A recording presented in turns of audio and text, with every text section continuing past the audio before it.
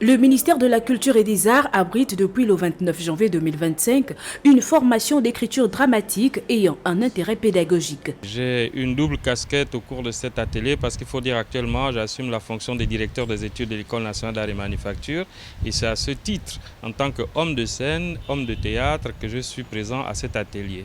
Une formation qui fait suite aux missions que s'est assigné le nouveau bureau de la Fédération gabonaise de théâtre, élu en octobre dernier.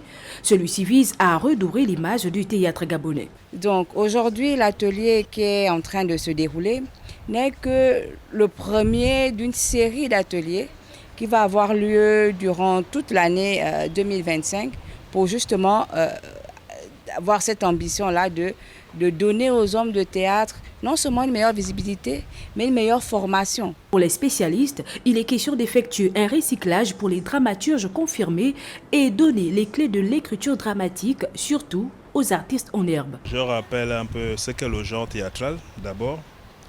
Ensuite, quelles sont les articulations de ce genre théâtral-là.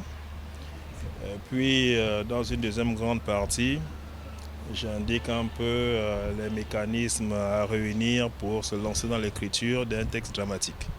Monsieur Rodrigue nous a appris qu'un personnage n'est pas qu'un personnage. Il doit avoir un nom, il doit avoir une habitation et tout ce qui est autour doit être minutieusement réfléchi avant d'être écrit, avant d'être donné au public.